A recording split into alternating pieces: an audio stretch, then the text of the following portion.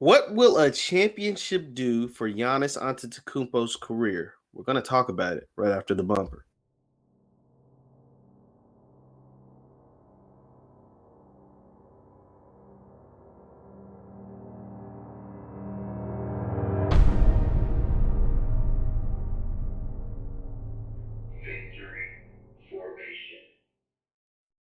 What's going on, everybody? It's Jeff Lights Jr. here with the Black Boss channel and Victory Formation. Be sure to hit the thumbs up button, like, share, subscribe, and the notification bell because we upload every single day. The Giannis Antetokounmpo and the Milwaukee Bucks. It looks like they got a series on their hands with the Atlanta Hawks, but Atlanta Hawks Trae Young is hurt, and so there's a lot of question marks around the Atlanta Hawks and what's going to happen moving forward with the injury to Trae Young's ankle. So it's got me thinking, man, and I don't want to get too ahead of myself because if it happens, I want to have something to talk about.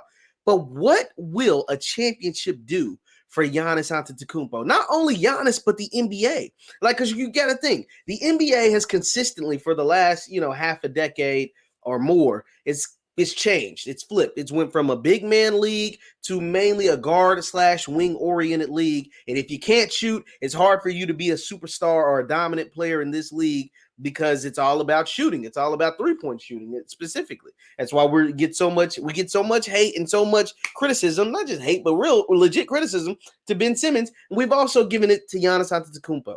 And then what will, if he is able to win a championship this year, not still being able to shoot, still not being the best free throw shooter, what will it mean for his career and what will it mean for the NBA? Well, first, for his career, it will solidify. It will solidify. If Giannis is able to win a championship this year, it will solidify that he is one of the best players of this era, of the 2010s or the 2020s or whatever you want to say.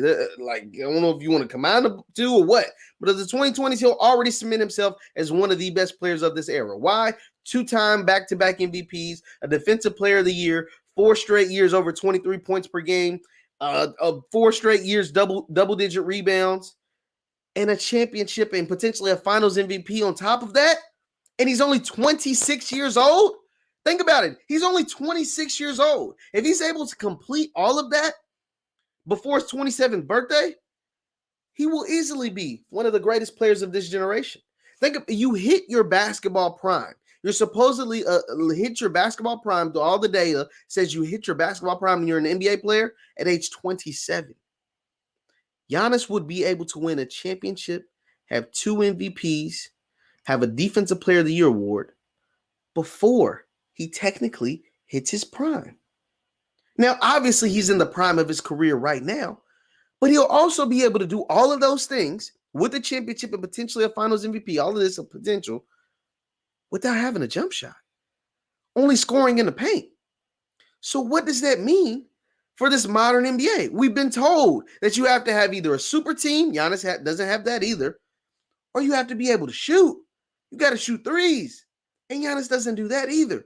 So if Giannis is able to win a championship without a super team and without being a 3-point shooter, hell, without even being a good free throw shooter, that should change the perspective of a lot of people on what's taking place in the NBA, because that will have been at least the second team in the last 5 years to win a championship without a super team. Now, granted, okay, obviously the chances and the odds are in your favor when you create a super team, when you become the Brooklyn Nets, when you become the Miami Heat, when you become the Golden State Warriors of years past.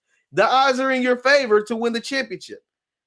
But the Toronto Raptors, who were led by Kawhi Leonard, who's a superstar, but guys like Fred VanVleet and Kyle Lowry and Pascal Siakam who don't even make the All-Star game consistently, that wasn't a super team. If the Milwaukee Bucks are able to pull this off and win the championship, that isn't a super team. Hell, if the Atlanta Hawks go to the championship, that isn't a super team. Who's over on the West? Phoenix Suns, that's not a super team. Chris Paul was top 5 in MVP voting, but he's 36 years old. And Devin Booker's a rising star, but it's not a super team. The Clippers without without Kawhi Leonard, only Paul George, and got some good pieces of Marcus Morris, but he's kind of been a journeyman. And Reggie Jackson got bought out by the Pistons. That's not a super team. What does that say about the league and what's taking place? Now, you can say injuries. Injuries played a part, but injuries are part of the game. Kyrie Irving gets hurt a lot. So Brooklyn wasn't the same because Kyrie Irving got hurt. Well, he gets hurt a lot. So that just happens. the Lakers weren't the same because Anthony Davis gets hurt. Well, Anthony Davis gets hurt a lot. Like that's not like these aren't shockers. So you have to, when you sign these guys and you have these guys come join your team and you pay them a bunch of money, you have to weigh in the factor that, history tells me that Anthony Davis gets hurt a lot. History tells me that Kyrie Irving gets hurt a lot. So that's a gamble. Essentially, you're taking a gamble because these guys have been injured consistently throughout their NBA careers. Hell, Kyrie Irving only played 11 games in college. He wasn't even healthy in college. So Giannis can literally change the trajectory of not only his career, but change the outlook in a lot of ways of the NBA if he and the Milwaukee Bucks are able to win this title without a super team and their best player not even be able to hit free throws. That's a lot. Leave your thoughts in the chat. Leave your thoughts in the comments. Once again, I'm Jeff Lightsey Jr. with the Black Boss Channel and Victory Formation. Be sure to hit the thumbs up button, like, share, subscribe, and follow me on Instagram at JLightsey7. I post content on there all the time.